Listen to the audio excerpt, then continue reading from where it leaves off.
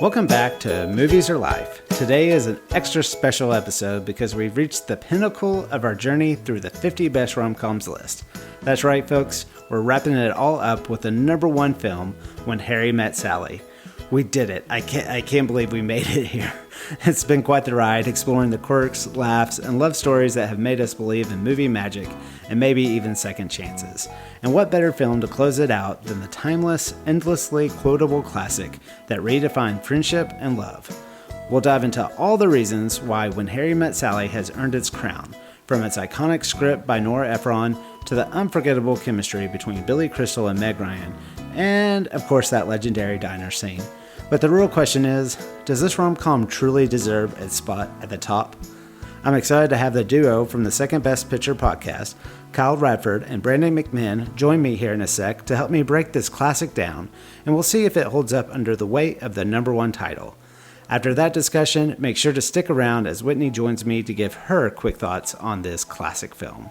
So grab your best friend, your significant other, or just cozy up solo with a coffee and a grin because we're about to dissect the movie that taught us about timing, fate, and the most contentious debate of all: can men and women really just be friends? Men and women can't be friends because no man can be friends with a woman that he finds attractive. He always wants to have sex with her. So you're saying that a man can be friends with a woman he finds unattractive? No, you pretty much want to nail him too. When Harry Met Sally is a 1989 romantic comedy directed by Rob Reiner and written by Nora Ephron. The film stars Billy Crystal as Harry Burns and Meg Ryan as Sally Albright, following their complex friendship and romantic journey over several years as they debate whether men and women can truly be friends. Known for its sharp dialogue, relatable characters, and iconic moments, including the famous diner scene, the film has become a landmark in the rom-com genre. It remains highly celebrated for its timeless exploration of relationships and witty script, solidifying its place as one of the most beloved romantic comedies of all time. So I am super excited. This film just deemed that it had to have two other people to talk about this film. So I'm welcoming in Kyle Radford and Brandon McMinn. Kyle, I'll let you welcome yourself in first. Welcome, Kyle. Thanks for coming. Oh, it's good to be on here. And Brandon. And how's it going, Brandon? Here. Not bad. Thank you. Yes. I'm so excited. To talk about this movie, and the three of us get to do this together. Yeah. Nate's probably, you know what, Nate's hesitant to say if he should say that we're with our own podcast because we haven't podcasted in like 6 months or something, but you can Former say podcasters, Brandon McMinn and Kyle Radford. I wasn't sure if that feed was still live. I'm flying tomorrow, so I'm probably going to watch the movie I was supposed to watch 6 weeks ago. Okay, great.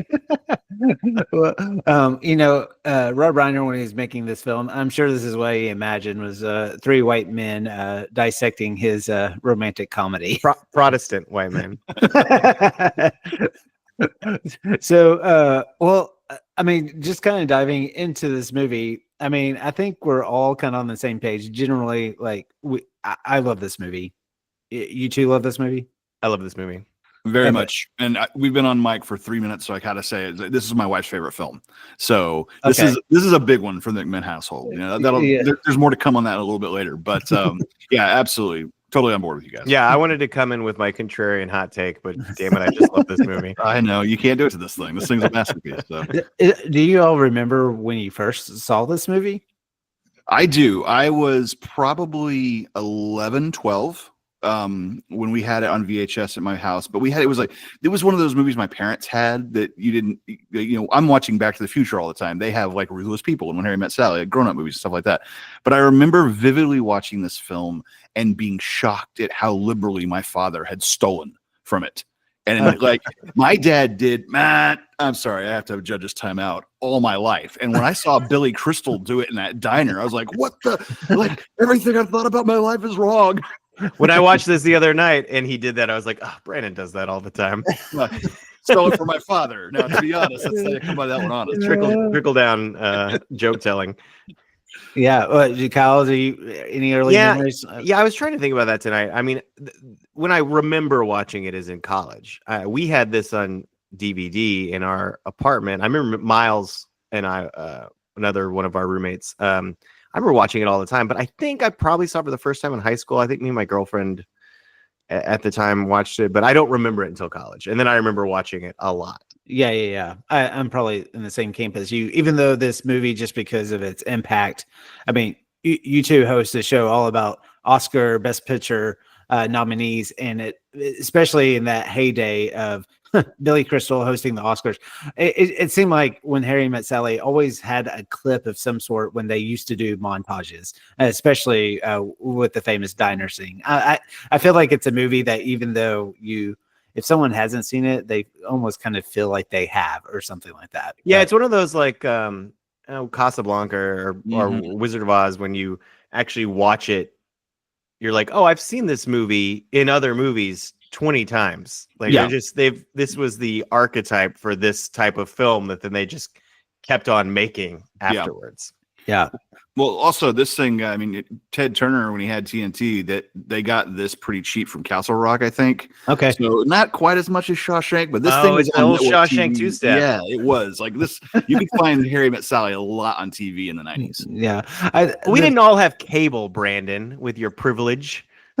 It was not on CBS, Fox, ABC. Maybe if your father Or had stolen NBC. Billy Crystal's jokes, I mean, you could have had a different life. I don't know what to tell you, buddy. Sorry. If I held my hand a certain direction with rabbit ears, sometimes it would come in just a little bit. But yeah, They weren't showing this on the Yeah. Wonderful World of Disney. yeah. I probably mentioned this before, but growing up in Longview, Texas, we didn't get MTV. The cable company refused to carry it.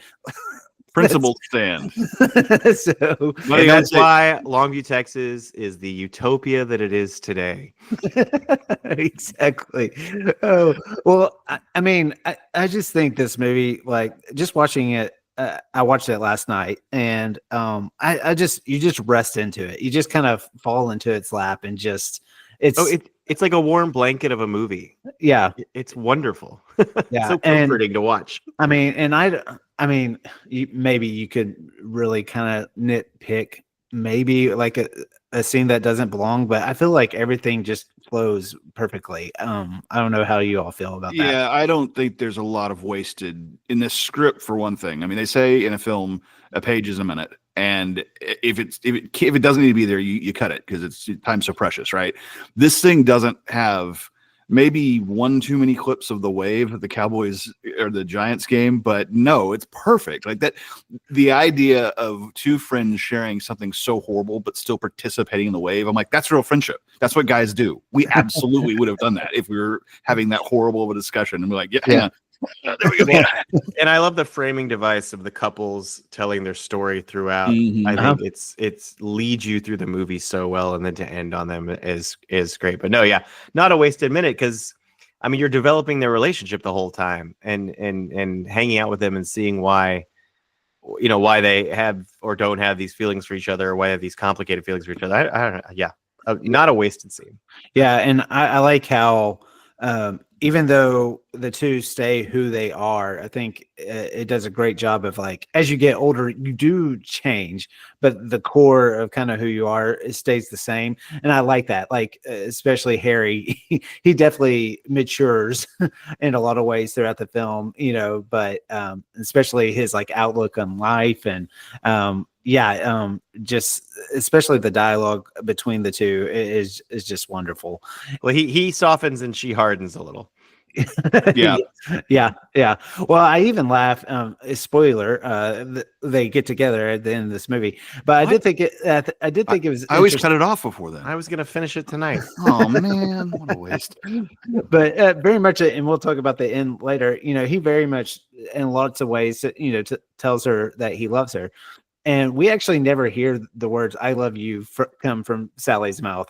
At the end, when it shoots to them on the couch, she says, like, "Then we fell in love." But I do think it's interesting, this rom-com. We never actually really get the full sentiment of how she feels about him, really. Mm-hmm. I also their meet cute is a staged traveling arrangement at the beginning of the film, and they're not into each other. Like, he's flirting with her, and she like is repulsed and saddened, and that starts the whole archetype of the movie. Can you truly be friends of the opposite sex without sex getting in the way? Which, by the way, this film tackled this before this was every week on sitcoms. Like there's a cottage industry of TV shows that just do this. I mean, that's the point of the show Friends. That thing lasted 10 years. So yeah. I wasn't a Cheers fan, but I mean, I'm sorry. Oh, I'm sorry. What? yeah, it was a real fun time. Yeah, being here it was. tonight. I gotta get out. cut I'm out. ending Bye. this interview. it wasn't because I had anything against the show. I just didn't ever watch it. Doesn't But- like Cheers, Oklahoma Sooner, buddy. You have one strike left, and then I'm recalling my ambassador. I'm the one controlling this podcast, by the way. Well, I think you're losing control. This better not be edited out. Yeah, no.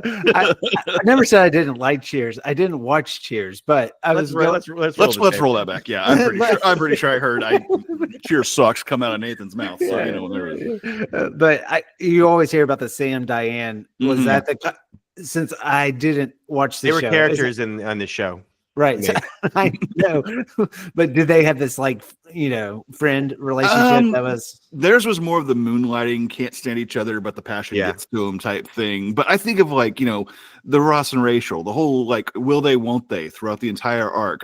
News Radio was a wonderful contemporary show of Friends that did. I mean, they had the producers wanted to get that tension between the two lead characters. And the next episode, they wrote them hooking up. Like, nope, we're not even going to go down that stupid road. We're going to do this. So I just think that this film articulates Harry's position so well, and it sets up the whole movie for her coming back to, no, you said that on the ride to Chicago, blah blah blah blah. This was that to me is the quote unquote revolutionary part of this screenplay, because it took that conversation there so eloquently before it was a weekly part of the American lexicon. Yeah. No, very much so. Have you either of you? No, it doesn't have to be romantic, but have you ever had a very contentious relationship with someone on the onset, but then it actually became a true friendship? I don't know. Does that really happen? Well, I think hated, I I had a hated friend- you for at least 2 years. Yeah, before no, we- that's true. That's a good point. But did we ever really become friends?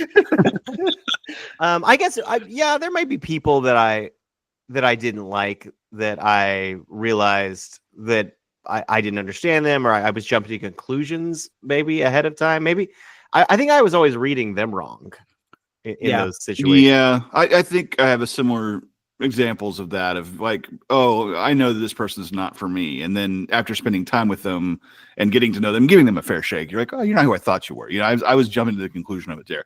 Romantically, no.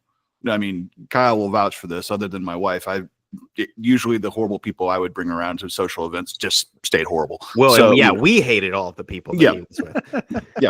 yeah. So but Kyle was like my family when they met Kristen. They're like, do not screw this up, because you're never going to hit this shot again. So come on, McMahon, do it right. So So let's not pretend like you still don't have time. I do like the initial meetup, and then 5 years later, and it's a very short, a very short interaction in the airport. But I do like them both recognizing each other after that long a time. I could buy into that. They really didn't remember each other, even though extensive road trip from Chicago to New York does seem like it would be a little bit more impressionable than it was, but plus, that they've told the story of that crazy person they drove to New York with to other people for the last 5 years. Plus, and I'm sorry, just take a second out of this. If I'm Joe, the guy that Sally's with in that scene at the airport, I'm like, why are you mean mugging my girl, bro? Because Harry has this scene where he's like, when he realizes who she is and just kind of stares her down. He stares at her. And Joe He just stares talking at about her. the DA's office. Oh no, I'm on the associate. And then Harry's like, okay, bye. And then this little weird look and hots off screen left. And I'm like, Well, Joe would be like, that guy's weird, man. I'm red flag with Joe. He's instantly jealous. I'm like, she's just talking to a guy in an airport, man. I know. Let's pump the brakes. What do you mean you happened? knew this guy in college? Yeah, mhm, yeah.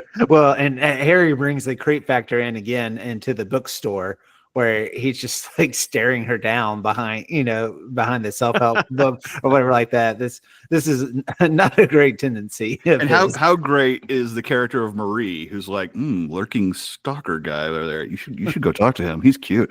You'd like him. He's married. Yeah. You're right. I know you're right.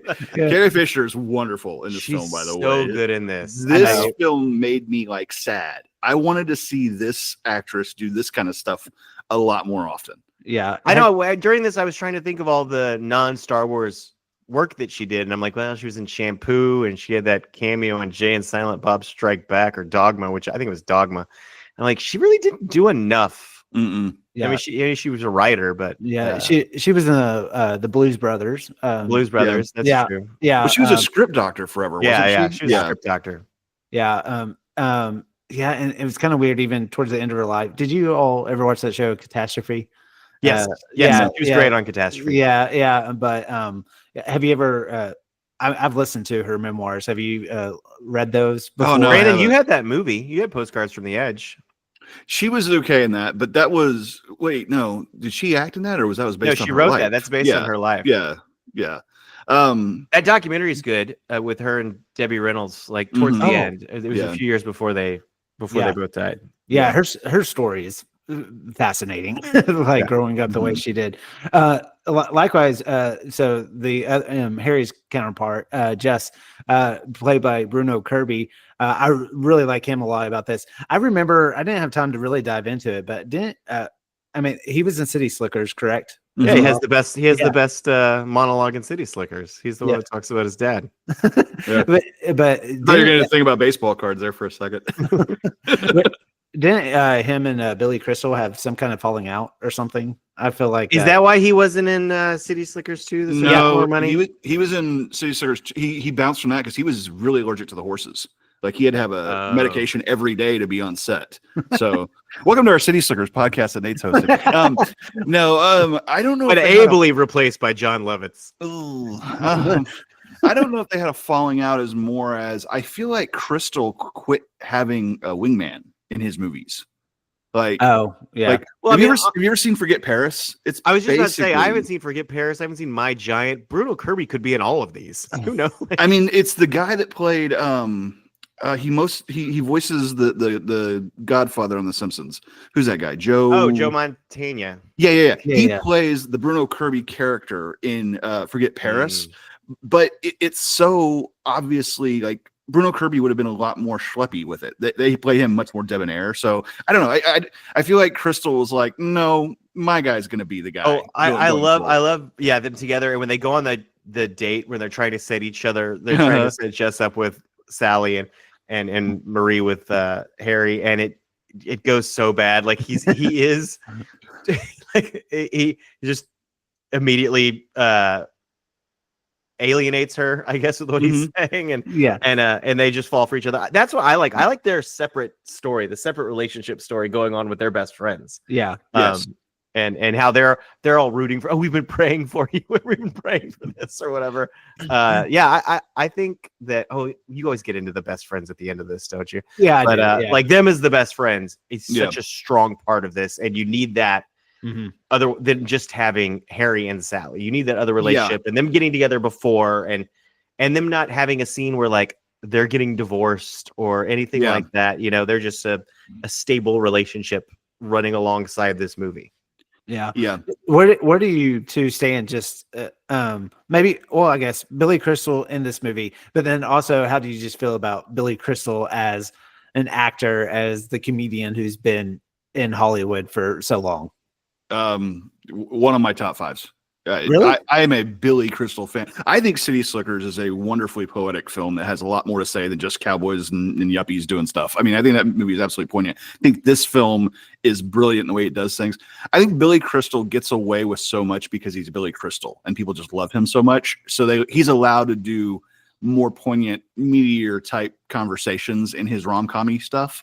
But yeah, I mean, I've been a fan forever. I mean, I don't know if anyone's going to challenge me on that one, but I'm ready to go if you are. No, I do. I mean, you know, I haven't seen him in anything in years. I know he was on that show, Comedians or something like that with Josh Gad, and he makes a movie about Mickey Mantle every few years, I think, or the Yankees every few years.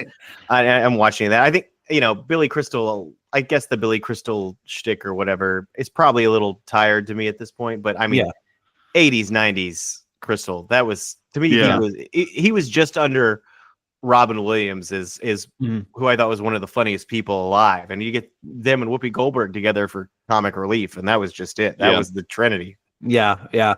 Billy Crystal, he's kind of in a way, even though very different comedians, in a way, he kind of reminds me of Jerry Seinfeld a little bit. Like, I like to see his comedy on screen, but don't you feel like in real life, he's probably like a horrible human being to be around? I don't know. He just doesn't seem like he would be the most super nice guy in the world. But I don't know. I don't. I think Crystal would be a nice guy. Like, I feel like Harry Burns' darkness. That's Crystal acting. Yeah, I was about to say the same thing. I don't get as much the dark comedian from Crystal as I get from these other guys. He seems a lot more just like, hey, I'm an actor, you know, because he strikes me more as an actor than a comedian. He's a comedic actor, as opposed to a comedian that turns and a into writer. And a writer, right? Yeah. But all comedians are really writers. That's fair. A lot of them are. I meant more from the acting standpoint. Like he's going to be able to craft a scene type thing like that. Yeah. Did you ever and dramatically, like he is actually a good actor as well, which helps a lot. Yes. Yeah. Did you ever read his book 300 Sundays about his dad? No, I don't read. It's really poignant. Was it about baseball? Well, yeah, kind of, because that monologue from City Slickers is real. So I mean, that really happened to him. So that's why he loves Mantle so much. Didn't he make that into like a one-man show? He did. Yeah, he did the broad. Yeah. Mm-hmm. And I've always been a fan of the film Mr. Saturday Night. I think it's a criminally underrated movie. I never saw it. They did a stage production, I think, for like a year or so. It ran on Broadway, but he's exceptional in that. Huh. I've never seen that. Okay, so now on the other side, Meg Ryan, both in this film and then just the Meg Ryan-ness of Meg Ryan.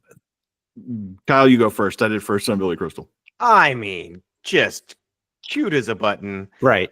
She's just like effervescent. You fall in love with her. She's so good in this. I was trying to I was looking at her IMDb to kind of get a feel for where this was in her career, and it's early, but this just made her queen of the rom-coms. Yeah, she was the legit America's sweetheart. Like absolutely, and it with the whole made me Julia sad Roberts what happened with her career later on after. Yeah. When she hit, like, it was this, and then of course her trilogy with Tom Hanks that made everyone just besotted with her. Right. But then she wanted, I think like she encouraged her fire, Proof of Life, and one other. Like she in was the trying, cut. Yeah, but that was like the Hail Mary after the. She did When a Man Loves a Woman. That's what it was. Yeah. Like she was just like, hey, I can act. I'm a dramatic actress. I can do stuff other than be cute. But America didn't want that. But she was acting. Like, it's not that she's not like vapid in this. She's not just some like airhead. She is so good in this and gives back with Crystal. I mean, it's a two-hander, this movie. It's not like she's just not there. She has a presence and a voice, and she's a real character. Like, that's what struck me, I guess, watching it again this time, was that it's not Harry and Sally. I mean, Harry and also Sally's in it. It's their movie together. Like, no, she's wonderful. But I love this. I love Sleepless in Seattle. I'm a big fan of You've Got Mail. Like, I'm a Meg Ryan fan, guys. Yeah. What parts of their personalities like really resonate with you all watching this movie? Her, I guess we call it / 3 parts OCD, 3 parts perfectionism of, like checking every letter, checking the letter and stuff like that. And his just absolute, like, I can't stand this about this person. I tolerate this about this person. I love this about this person, because that's what happens when you fall in love with somebody, like those little idiosyncrasies become magical and stuff like that. So, to me, that made, Sally so real to me. And for him, like the darkness and the modularness as a fake barrier of protection, like I'll just assume the worst and I won't, he even has that line, when the crap comes down, I'll be ready. No, you won't. You still were brokenhearted when Helen left you. Like, that prepares you for nothing, dude. But I've known that guy in real life, like I sometimes you try and be that guy in real life, and that's not how the world works. So those two both just really, really hit for me. Man, he lets the grief thing really get. I mean, like the grief of this relationship is years. It's like no one has taken something worse since like Batman's the way he took his parents' death. I mean, people break up, dude. Like, and I do love how this movie, the scenes are with them together, and all the in between things we are getting from the characters as well. Like, we're not seeing this fight that Harry had, with his, now ex-wife. It's all their stories about, her and Joe and all this kind of stuff. And I really like that about that. It's just, we are getting the full on perspective from these two characters. I had totally forgotten that we actually get to meet the ex-wife. That we meet Helen. Yeah, I totally forgot that she's. I think that was the greatest moment Sharper Image ever had on film. Like a commercial for them with Billy Crystal in it. Like, maybe we want to get a karaoke machine. Yeah. I mean, now when you meet Ira, what is Helen's type? Because we got quite a stretch here between Ira and Harry Burns over here. I don't know. It's very strange. Yeah, and how about between Joe and Harry? Yeah, but all right, that's fair. Yeah, and I like that scene a lot too, because not that I've had that exact type of thing, but I think everybody's running to their ex in some way, form, or fashion. But once again, I mean, really, after she leaves, you're just in Harry's world. I mean, really, like on the surface, I mean, she seems fine enough. I was just about to say she seemed evil. The way she looks at him, it's like, here I am with Ira. Like there's something sinister about this woman. She cheated on him. She told him that she didn't love him. And I don't know. It was almost like, here I am with my man. Yeah. I agree. Because the last ex I bumped into, I was in line at a Jersey Mike's and it was very busy. So I couldn't get out of line because I'm like, well, I've already invested.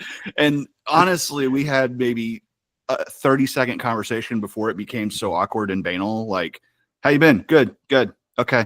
Like if I'm Ira or not Ira, if I'm Helen and I see Harry over there on a karaoke machine with some woman, I'm going to turn around and go. Like, must we have the confrontation of this awkward conversation? No, thank you. Moving. Yeah.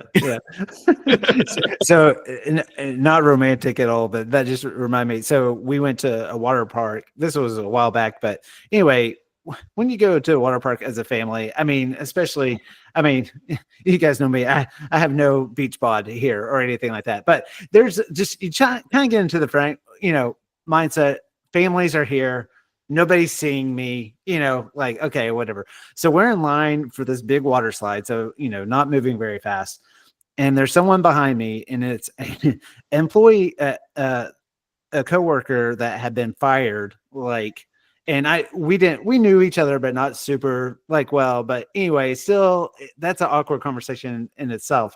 But she was just in like this bikini and it was just like, it was just so awkward because you had that initial just talk, but then the fact that you're both in your bathing suits and you would never ever be in this situation anyway. Yeah. But then the conversation closed and we would, like you mentioned, Brandon, we were just still in line for this. Yes. Oh no. Like outside forces are making you stand in proximity to this person. I don't leave my house. I mean, that's just my worst nightmare. Yeah. It was not fun. Really just talking to someone in public. Well, then, of course, you have that reaction afterwards. You're like, well, okay, guess what? Every restaurant in the 6-mile radius of this place, I'm going to. Done with that Jersey. Brown bagging it for the rest of my life. So, this movie, how do you think it's influenced or changed the way romantic comedies are written and filmed today? I feel like this film was one of the first that allowed like a true, not necessarily disagreement, but like there's a point where Harry's like, you're an idiot. Like, she's like, these people don't want to hook up with me. He's like, yeah, they do. Yeah, you do. Yeah, they do. Every guy you ever know. All that stuff. Like, he's basically saying, or you don't know how the world works. This film allowed them to get really antagonistic with each other in that first 45 minutes so that it was able to truly pay off of the friendship that came out of that later. So I feel like most films are like, oh, they can't be together because she's a dog person and he's a cat person and we'll never resolve that. This one actually had some meat on the bones, I think. Yeah. And such frank conversations about sex and intimacy and relationships with the other sex in a way adults speak about things. Yeah. I think it really pushed things forward in that respect. I mean, not that hadn't happened, especially in the 80s, but in something that's quote unquote light and fluffy. Yeah. Sure. I mean, I definitely, I could see, I mentioned him earlier, but like Seinfeld, the show, I think owes so much to this this movie for sure. Yeah. And those like frank conversations, and that whole, especially this whole concept of can men and women be friends with each other. Well, especially early in Seinfeld, they went the whole Jerry and Elaine. Yeah. Yeah, like they literally have Road. an episode where it's like, let's set rules that will allow Mhm. this not to hurt that, and that and that kind of thing. So yeah, definitely. yeah. Do you two believe that timing and fate play as a bigger role in relationships as this film suggests? Absolutely. I sorry. I No, keep you go. talking You about- go.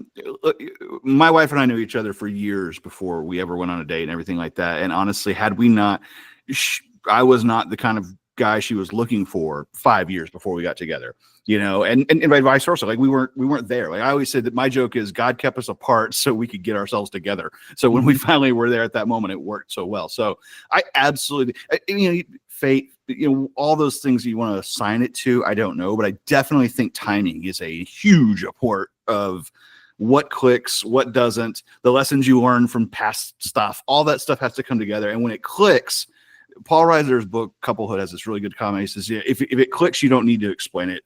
And if it doesn't click, there's no reason to explain it.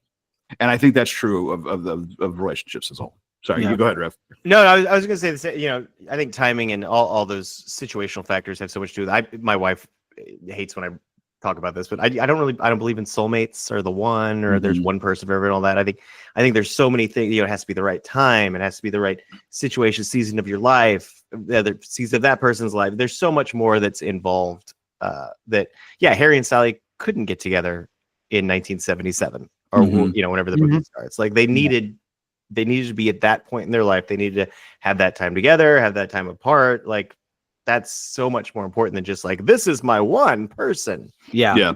And I know Kyle knows this, but so I don't know if you know, Brandon, but Whitney was at Baylor the same time we were, and we didn't know each other. And I've always said that, like, I'm glad we didn't meet each other at Baylor, because I don't think we would have even dated back then. We were just like two different people during that time or whatever. Sure. So, You had to especially introduce her to college. your roommate.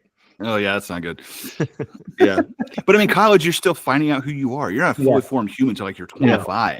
So it's like, I definitely think that. I also will say, for the honesty of the conversations, being in my later 30s when my wife and I started dating, we literally, like, before we even, there's a whole story and I won't go into it in the podcast, but like we started joking about like, well, when we end up together, and that led to, well, how do you feel about this? And that led to an honest conversation of, this is exactly how I feel about raising kids, religion, politics, what are we going to do at Christmas holidays?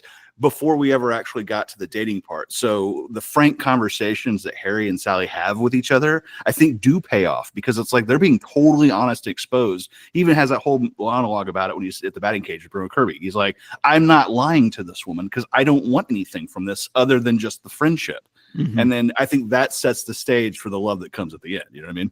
Yeah. I can't relate. I wanted to hook up with my wife immediately.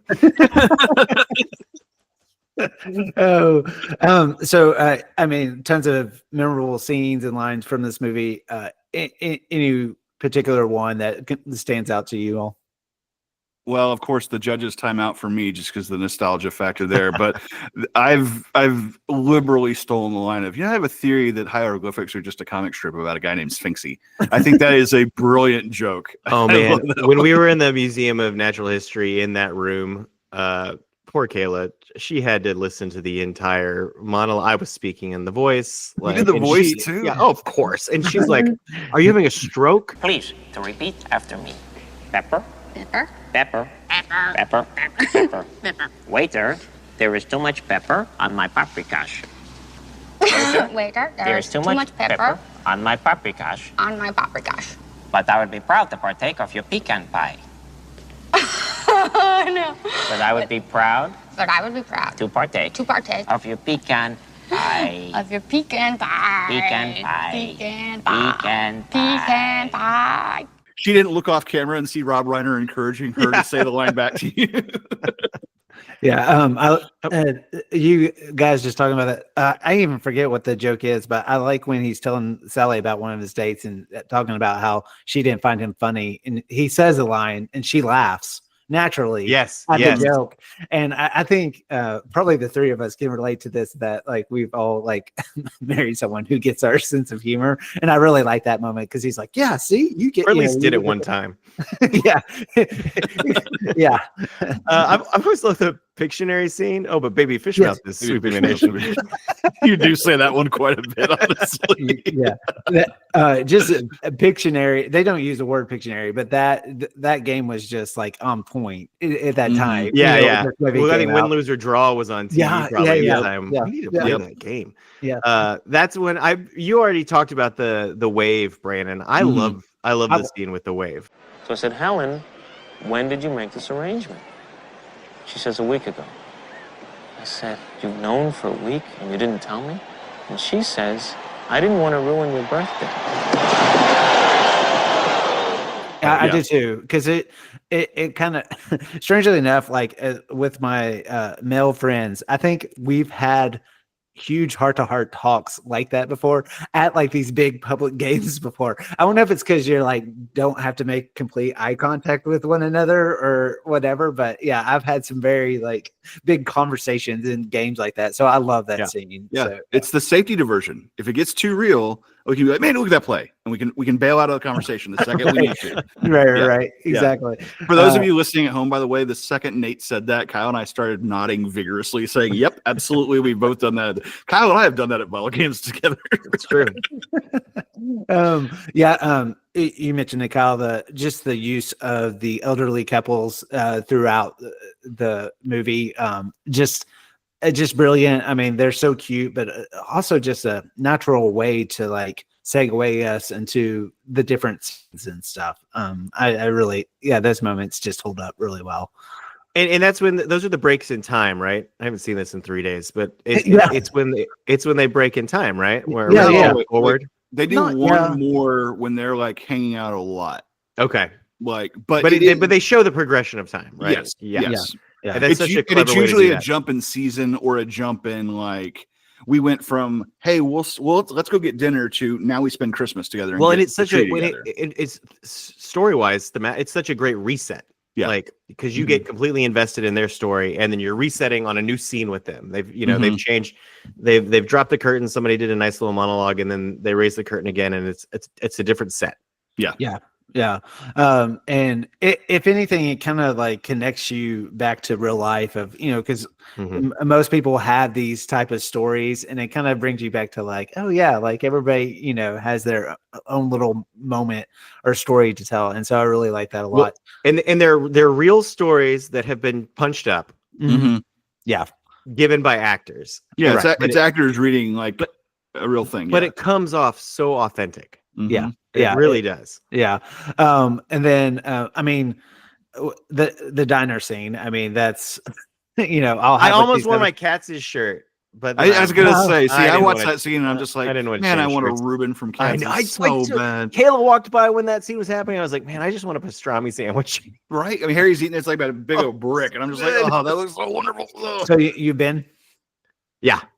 Well, I've been to the one in Austin, not the one in New York. You've been to the Oh, one in yeah. New York, right? I mean, New York was delicious. Oh, okay. And they've got a sign hanging above the table where they were sitting. Mhm. Yeah. Oh, I didn't Oh, realize. it's great food. I didn't realize. It's one of that those was in Austin. though where like you're in a it's like the soup Nazi line though. It's like you feel like you're gonna screw it up. You got to get it right or they're gonna yell at you. Mhm. Yeah. Yeah, it's New York. You said that. Yeah. But it is a great scene. Yeah. It is. It really is. It's probably I'm sure it's been talked to death, but just the way she flips on him and he just gets all quiet as he realizes the bravado at the beginning of Yeah. the conversation and then just defeated at the end. Although I don't know if I ever really bought that Sally as that character Would have the Chuptas to just do this in the middle of the room. would make that kind of public display of something so attention grabbing and so vulgar. yeah. She would not actually it's like the one really not real part of this movie to me where they step out to have a funny scene. Mhm. I'm like, that's not true to the character at all. Yeah. Yeah. Yeah, I agree with that. I do love for me, the moment that sells it is her look of self-satisfaction, and she takes the big bite of cold slaw at the end. Yep. Like, checkmate. You know, and he's just got this look like, well, you won that round. I'm not Yeah. coming back from that thing. You know? Yeah. And then I also love the phone conversation scene, the kind of four-way phone call after Yeah. Harry and Sally have had Yeah. sex to their friends, and just I read up on like how many takes that took and to get the timing of it all down, but it's just an amazing scene. I love that. I need to talk. What happened? What's the matter? Harry came over last I went night over to Sally's last night. because I was upset that Joe was getting And married. one thing led to another. And before I knew it, we were kissing. To make and a long then story short, we did it. They did it. That's great, Sally. We've been praying for We it. should have done it in the first place. For months we've been saying you should do it. You guys belong together. It's like killing two birds with one stone. It's like two wrongs make a right. How was it? Yeah, that phone. It's a different phone scene than you're talking about. I love that one too. I think I was referencing it earlier. No, but the Casablanca scene is that? Yeah, where they're watching TV together. Yeah. Because I haven't dated anybody in, I don't know, 20 years, but I remember doing that.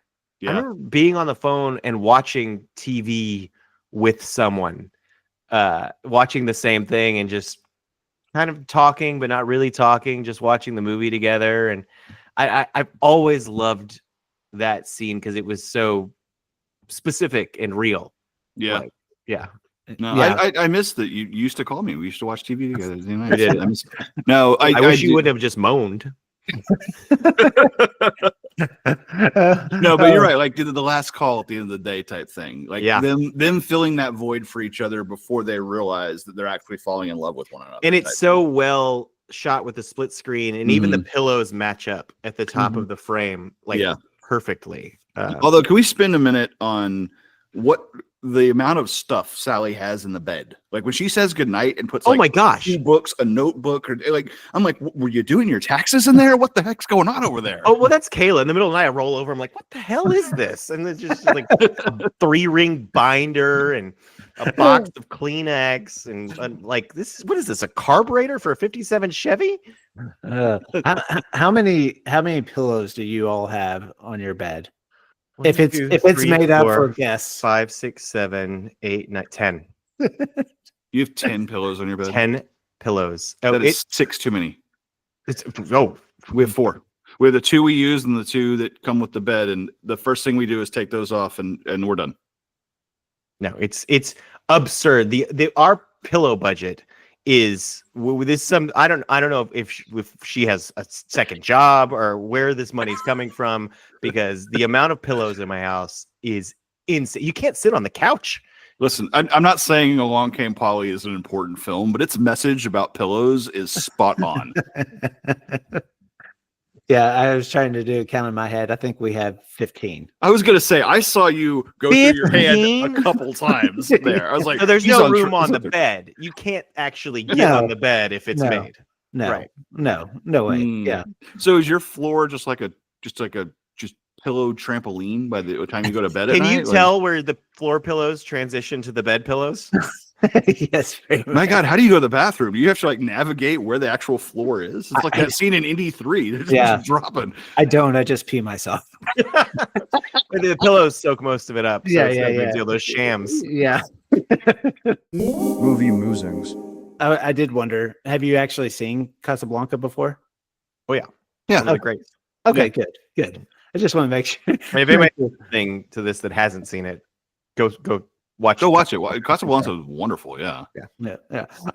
Brandon, you mentioned Sharper Image. I did have this question for y'all. What item did you crave most from Sharper Image? Okay, so truth be told, like it wasn't the one in the movie, but like 10 years later, my mom did get a karaoke machine like this one for our family. And it had the tapes that it would sing the first 3 words of every line. It was the most annoying thing in the world. It's like, shut up. I want to do Milli Vanilli. You know, it was terrible. So I honestly, the little Ferrari car, I thought was, I mean, they're not going to get that for Jess and Marie, but I thought just me watching it when I was 11 and me watching it when I was 43, I was like, well, that's pretty cool. I bet Sam would dig that thing. So yeah, that was for me. I mean, massage chair. Done. Yeah, yeah. No, the question is, which one out of the 25 they had throughout the store? How many diseases did I get sitting on that public massage chair? No kidding. Oh, Are you the guy that uses those at the airport? Because I've never seen a human being in one No, of nobody those things. actually does that. Okay, Those aren't. good. I don't think those are real. I mean, I thought COVID kind of took care of that for us, but whatever. I'm heading to the airport tomorrow. I can't wait to get my airport massage. oh. So, do you all ever make special food requests like Sally does in this movie? Absolutely not. I grew up in a restaurant. Special that's orders right. do upset us. So I'm the kind of guy. I'm like, this happened the other day. Not even close to what I ordered. This is fine. You know what? I ordered a grilled chicken club. This is some sort of grilled chicken something. Close enough. You got the same fairway. Way to go, buddy. I do, but not to the extent. Really, the only situation that I ever do that is Mexican food restaurants, because I know exactly what I want, and they're all this. It's all the same ingredients. So I will always substitute like something for an extra enchilada. If there's like a tamale and an enchilada, I'm like, yeah, I'm just gonna want 2 enchiladas. And they always have crispy tacos, and I hate crispy tacos, so I always get a soft taco instead. I know. Yeah. And they curse at me under their breath. They do. They really do. You're eating a soft spit in chulupa there. Have a great meal. But no, I'm at a regular restaurant that we go to like once a week. I always get like special order my thing every week. Yeah. Yeah, they know you now, right? I mean, They do. Yeah, they know me now. They know. Yeah, They know that I hate You're me. juiced in there. I get the glare right when I walk in. There's just a picture of you in the back of the kitchen. How about you, sir? No, nothing crazy. So, Yeah. but I do feel like I always do apologize if I do makes it, especially with the kids. Like, Oh well, now Sure. and if it's wrong, I eat it. yeah. I'm not the We're not person that take. Nope. No. What about steak? Like if it's how do you take your steak? I'm a medium rare guy, I'm medium rare and too. I will put up with it it has to be egregious. If I have something so well done that there's just no juice, I'm like, I'm really sorry. I didn't order it like this way, especially if I'm paying, usually steak's a pretty high dollar item. But I mean, I've definitely had a few medium well steaks in my life, and I'm like, it's fine. I'm just going to eat it. Whatever. Yeah, I've never had it to where it's so well done that I can't. Like I've never had a steak that was medium rare and it actually like medium well. It maybe medium is the highest it's ever been, and I can deal with that. I have thought about sending it back cuts that were so fatty where I'm like, this isn't even edible. What you've given me. But of course I didn't. I just ate all the fat. Yeah. Yeah, I feel like steaks are like the one item that kind of gets a little tricky sometimes, but I will say, sorry, just to keep belaboring this point. If I'm at a swanky bar and I order a drink that doesn't come the way I want, I'm like, I'm sorry, I actually wanted that bourbon, not this one. Like, because I'm like, I'm sorry, you're a bartender. I get it. 18 people had to make my plate. You're a bartender. And this is the entire industry of bartending, is that you're you're an infusion master. Like, what you're doing when I say I want this, and I'm asking for bourbon and ice. So it's not like something got mixed up, but that's where I will be like, I'm sorry, that I will send this back. When I was in college, the bar there at the restaurant I was at, if somebody would send a drink back because it was too weak, the bartender would just pour whatever the liquor was straight into the straw and give it back to him. And so that first sip, they'd be like, "Oh, much better, thank you." Oh wow, that's neat. Yeah, I don't use straws either. Not gonna get this guy. Yeah. So the ultimate question: can men and women just be friends? I knew this was coming. I knew it was too, so I thought about it. I'll go first because Brandon's answer will be much more eloquent than mine. I don't think that I think they can be friendly. Yeah. I don't think that men and women can be BFFs. No. And it be purely platonic and just stay that way in memoriam. I don't think it can happen. Because if you are both single, your BFF, you're going to be getting what you would want out of that relationship from them, and it would eventually, one of you is going to want it to turn into that. It's going to be the man. And then if you're with someone, they're gonna not allow that to happen for very long. that relationship, but you can be friendly. I mean, I don't think that like men and women can never be friends, but you're never gonna have Harry Sally relationship, who they get together at the end of the movie. Yeah. So I have I don't know, I probably have one female friend that I think is like a true friend of mine, who's not like Kyle's wife's my sister. She's not a friend. She's my family. Right, You know, yeah. Like Kayla's like, you know, ride or die. Like I have a friend, but she was married when I met her. I probably knew her for about a year and a half before Kristen and I got together. So there's never been like, if relationship is off the table, a friendship can flourish. However, Harry's points, both in the car and on the walker at the airport, are 100% accurate. And what Kyle was talking about, getting what you need from the relationship, I have had a female friend that I realized in retrospect, they kept me single because I wasn't pursuing other relationships, because anything you would need, I was getting my little flirtations from that. I was getting my affirmations from that situation. So it will, left unchecked, metastasize into something where one party, the man, develops the feelings or something of that nature, or wants to push it or try it or do something else. And in our history, this happens a lot in college, post-college life, where going out and drinking is still part of your life. And so if you put alcohol in that mix, you're going to have that awkward morning. And I just think that sex complicates the purity of a friendship to the point where you're either going to become manipulative to try to get to a point, or you're going to succumb to the friend zone type area where the other party doesn't want anything. They just want the friendship, but that's not enough for you. So ultimately you will be doomed. You know what I mean? Yep. So sorry, that wasn't very eloquent. I dropped that. It was better than I should have. I like how you equated budding relationship to cancer. That was cool. I did, didn't I? Full circle. Rom-com rankings. Well, the segue from that. Second best picture podcast, folks. Yeah. Look us up. Oh, okay. Diving into the rom-com rankings, I kind of have a feeling that we can kind of go through these pretty fast, but the romantic chemistry here between Billy Crystal and Meg Ryan. 5 stars. 5 all the way.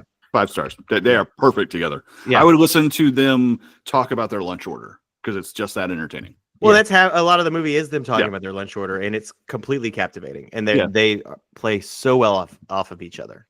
Yeah. Completely agree. Okay, next one. The best friends. Oh no, go ahead. Oh no. I was just about to. I was doing a mental exercise about her chemistry with Billy Crystal versus her chemistry with Tom Hanks.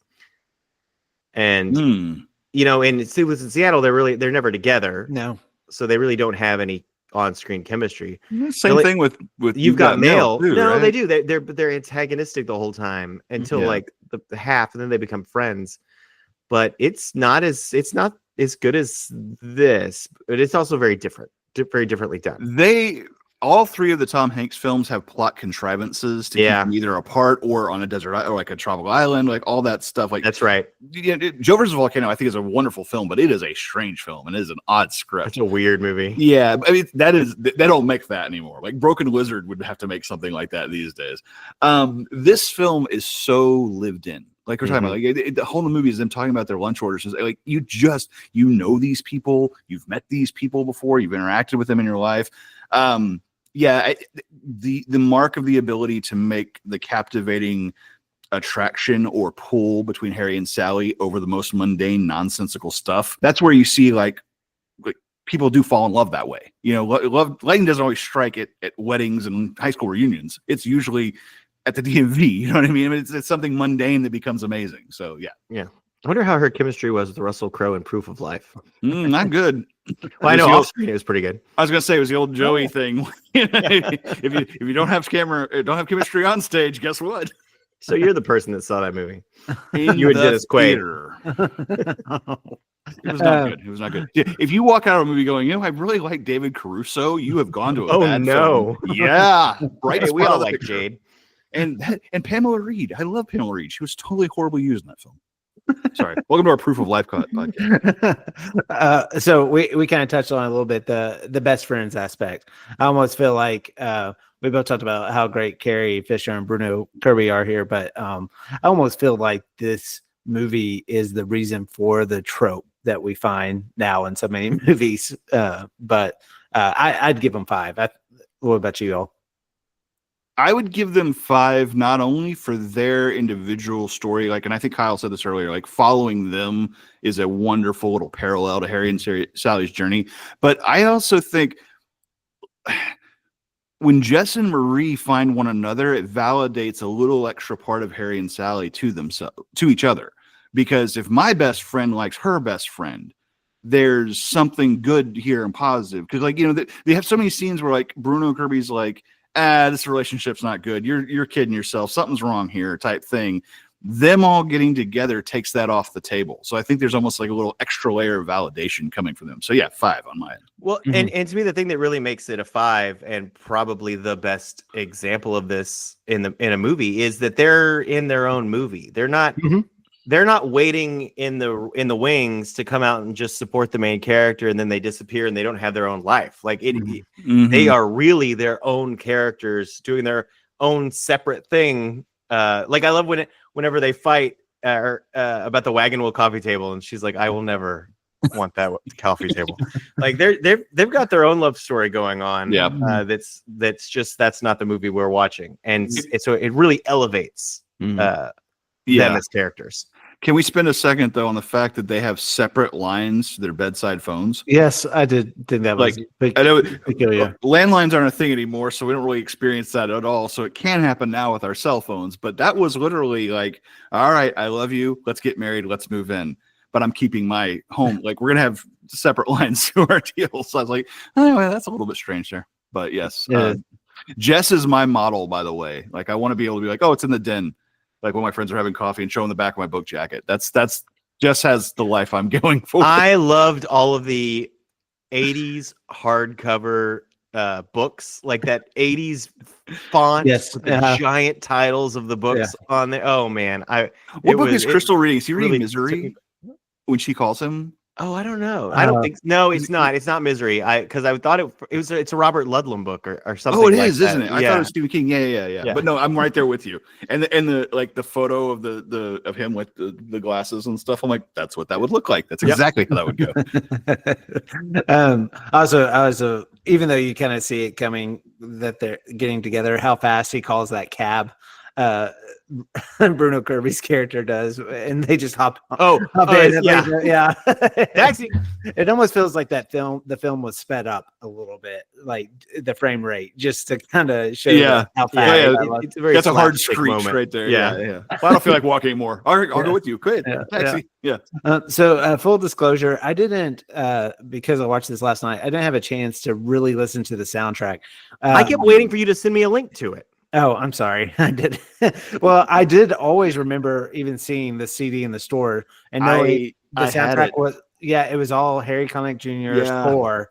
But there's a lot of watching the movie. There's a lot of popular songs that are throughout the whole thing. So I'm interested to hear your all's thoughts on this. I couldn't hold myself back. I had that Harry Connick Jr. performs the stuff from it. Not as there's a couple songs where they took like 1 or 2 like seconds from it, like the song that they're dancing to or something like that at New Year's, something like that.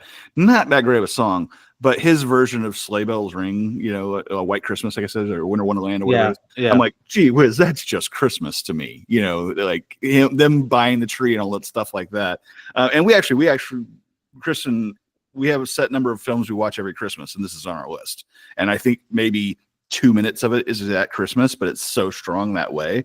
So, Harry Connick Jr. is a big one for me, and he's very talented guy. And so, I give it 5. Well, and I don't know the soundtrack like Brandon does outside of the movie. I've never sat down and listened to it other than how it exists in the film, and it's just perfect for as it exists in the film. It's like timeless. It makes it timeless. It does. Old standards. But not the old version of them, a contemporary version of a standard. It plays so well, and it, like I said, it's just classic. Makes it classic. No, it's my idea of what I wanted. I think growing up, when I was like finally in a relationship is to be around my house listening to like Sinatra music with my wife or something. Yeah. No, exactly. So are you all ranking it 5? I get Oh, 5. sure. What? Yeah. Okay. uh, just a side. No, that's not important. I won't go into that. Now you have to say it. No, so I recently watched a documentary on Gene Wilder. It's Oh, on yeah. Netflix, and it's a fine documentary. It's not taking any chances at all, really, like in its format or whatever. But they're going through his filmography, and they get to Willy Wonka and the Chocolate Factory, and for some reason, Harry Connick Jr. is the person, giving his like feedback on this movie, and it just really bugged me like entirely. I was like, I mean, yes, I agree, this is a great movie too, but like Harry Connick Jr., I too watched this as a kid. Somebody knew Harry. Yeah. And he wasn't doing anything today, so yeah, I'll come in and record a bit about Gene Wilder. Sure. Yeah. I was just like, okay, well, this is quite a stretch. Have you seen him in the Watergate documentary? No. He gives his thoughts on Deep Throat. It's just his thing. He gives his insight to all the important things that have happened in this world. So I don't know if I want to see Harry Connick Jr. talk about snozberries. I don't know if I'm ready for that, but okay. Okay, so the chase scene, declaration of love. So I think the two very much go hand in hand in this movie, especially Harry's realization. What do you guys think about this scene? It's the one I can probably stomach the most, because I love that this is a category of your rom-com, all the reviews you're doing, because I've talked about this before. They have to usually make the guy do something physically demanding or make the girl do something awkward in public. And his is literally, I have to go to her now, so he's got to run through the streets of New York. And I love it's the 80s movies trope of, you run and you don't get sweaty. Like, that guy's wearing a bomber jacket. He's going to be toasty by the time he gets to that ballroom or whatever. But this is the one I can stomach the most. Two reasons. Number one, I love the juxtaposition of him being like, I'm fine, and Sally being miserable at the party. Like, she's just like, I want to leave. You never get a cab. Ugh. Like, she's totally not into it. And him working through to the moment of, I love her, I got to go tell her, that type thing. And in his speech, Kyle and I talk about this a lot. If you end letter perfect, I'll forgive you of a lot.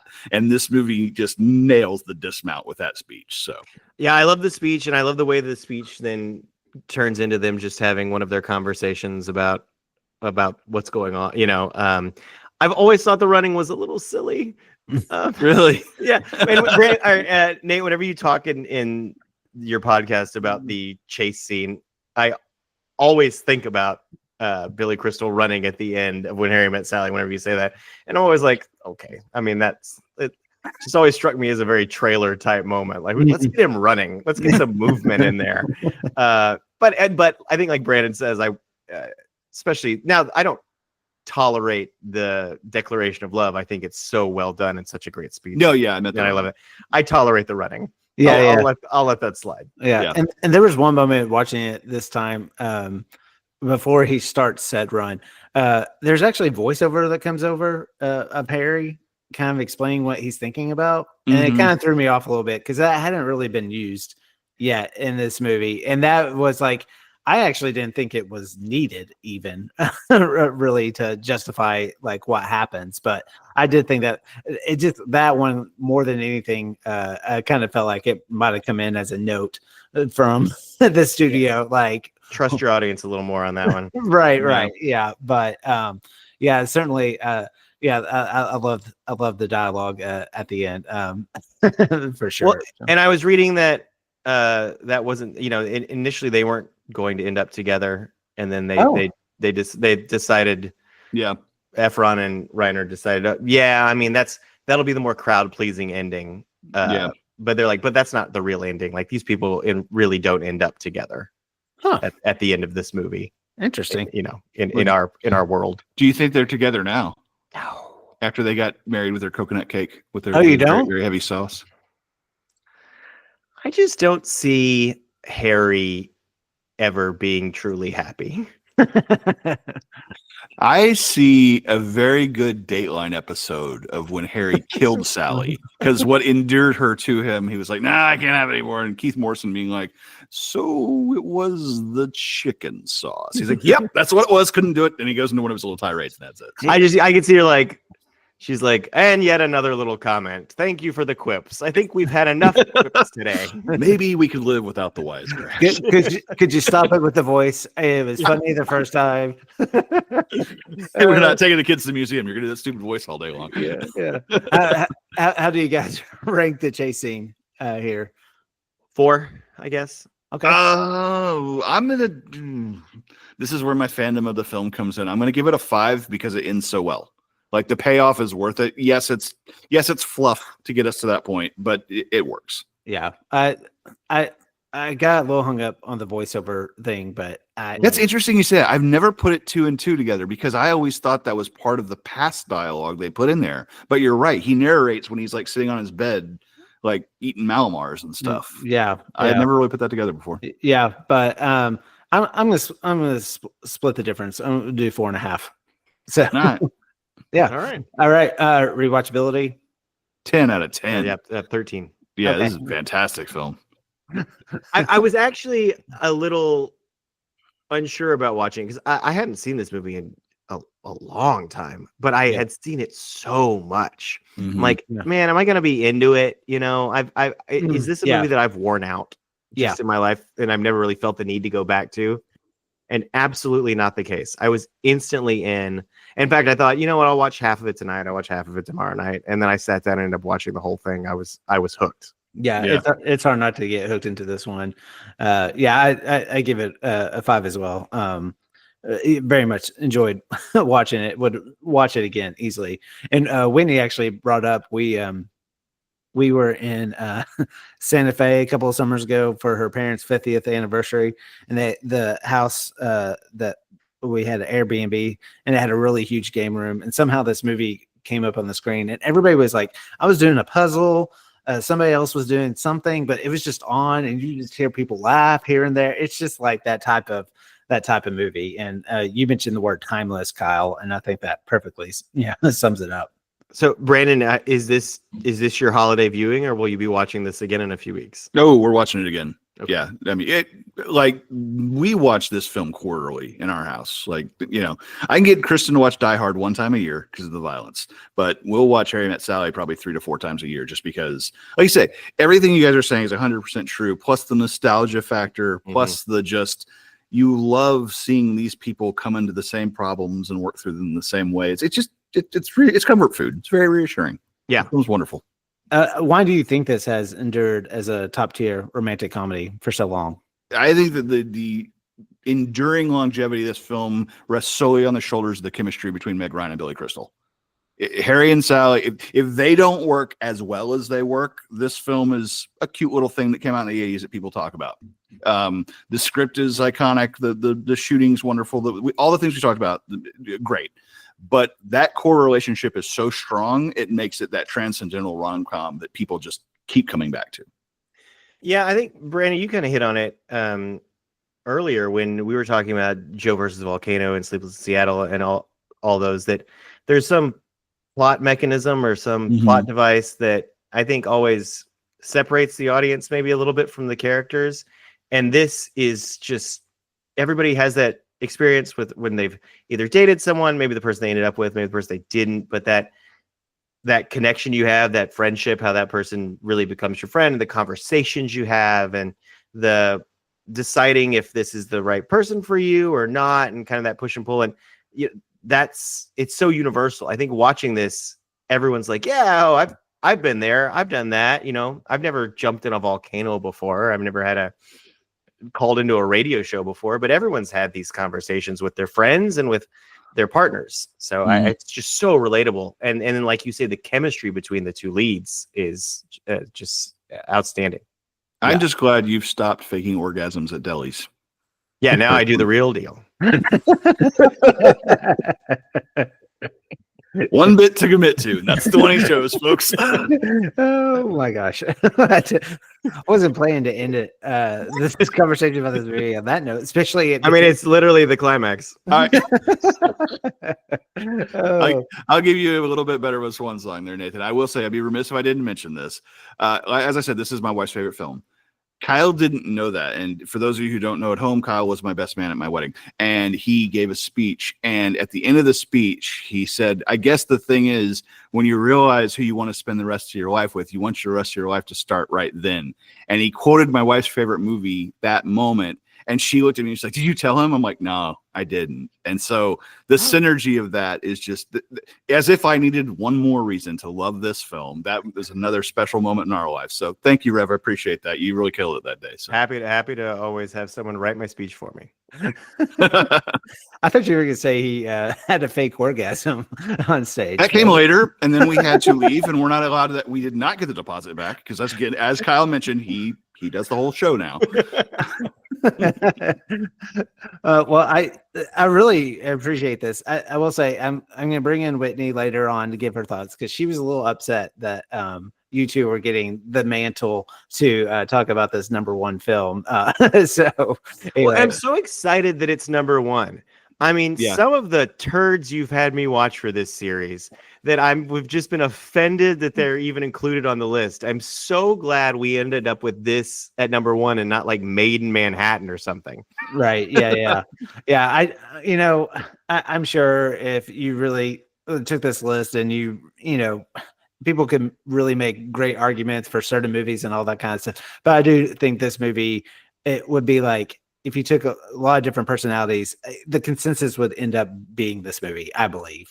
You know, Well, and it's not that it's the number one rom-com, which it is. It's also just one of the great films. Like this is just this is a timeless, wonderful movie. Yeah, I agree. thank you so much for doing this. This was a lot of fun, as always. Thanks for having us, man. This was Yeah, man. this was great. It was fun to talk to the two of you, and we'll have to have you on our podcast, Second Best Picture, again. Yeah, Absolutely. it does indeed still exist. So please, It does. listeners, go out there and find it anywhere where you listen to podcasts.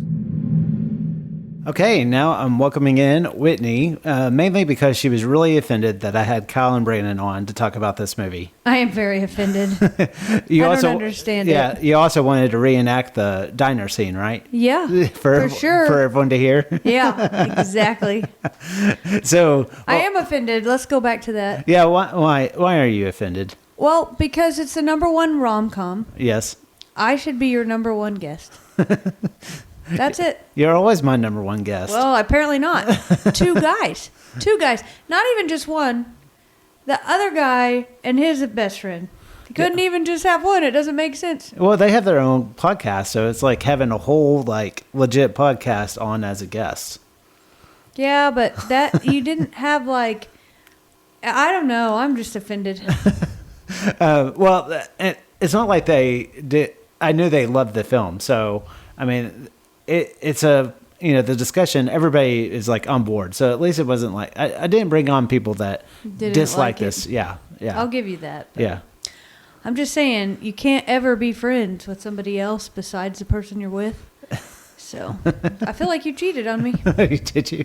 Well, I tried to get you to watch this movie with me, but you I've kept seen it so many you kept times. falling asleep. Well, it was late at night. I was tired. Yeah. So why has this always been one of your favorite films? Well, I asked you what year it came out because I just deeply remember my parents loved it. Yeah.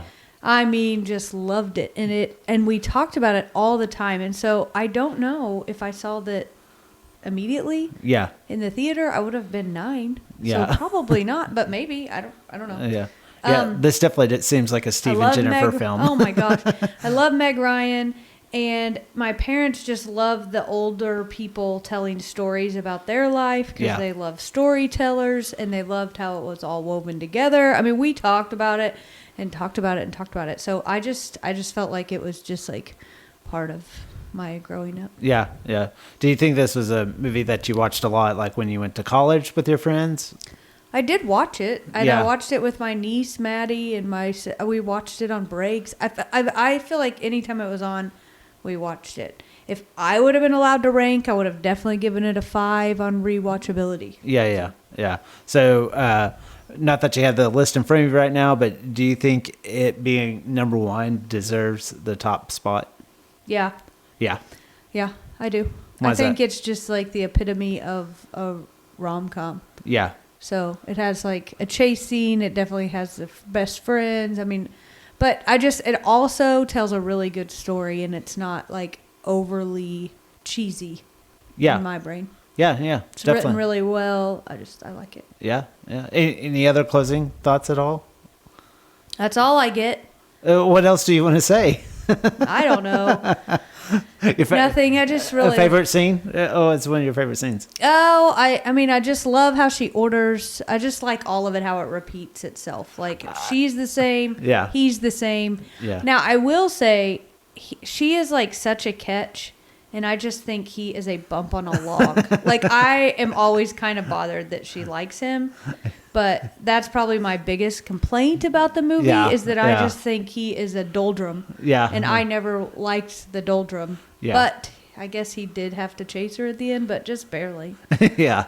I mean, I think, just to take her like cuteness level and compare it to his, Surliness. yeah. Ugh. I just never liked a surly person. You would be like, hey, Sally, you could do a lot better than Yeah, Harry. you can. Anyway, But apparently not, I guess, so. apparently not. Yeah. I can't believe it. You didn't quite watch all 50 with me, but I feel like I did. yeah, you're on this journey with me for sure. And so, I'm sad it's over. you are? Yeah. Because I like romantic comedies. Yeah, we're And I'm tackling afraid the- we're gonna do like horror next or something. we're going to do the top 50 black and white films from the 1930s. No, I'm out. I'll be asleep on all of them. It was nice knowing you all. Yeah. Have a good time. See you in a year. Yeah, well, kind of looking ahead to close out this year. So I thought we could definitely record an episode where we talk about the 50.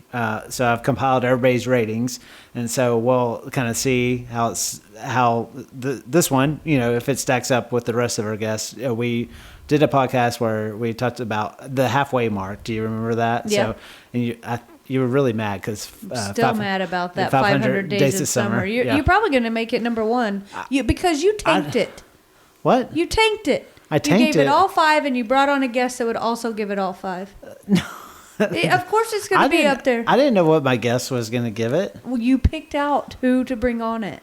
No, I reached out to people and people picked movies just like you picked a movie. Debbie picked Pretty Woman. Are you saying it's unfair that Debbie came on to talk about Pretty Woman? No, I'm saying it's unfair that you picked a weird movie and tried to make it into a rom-com when it's not really a rom-com. It's on the list. I'm not the one that put it on the list. I'm still mad about it. You know it's going to beat out When Harry Met Sally, and that's wrong. I don't think it's going to beat out When Harry Met Sally. When your system's only out of 5s and you gave it all 5s, it is. If it had been out of 10s, maybe it'd be different. Maybe. Maybe. That'd be too much to input. Too much to ask of my guests, I think. Okay, fine. So I thought we'd do that. And then I do want to do an episode at the end of the year, top TV shows, top movies. And so I think that'll be real fun. Well, thanks for being mad at me for You're welcome. not having a longer discussion. But I mean, I'm getting you here in and out pretty fast. I thought you'd be Yeah. happy about that. I guess. You can Might as guess- well go moan for a little while. Okay. Bye.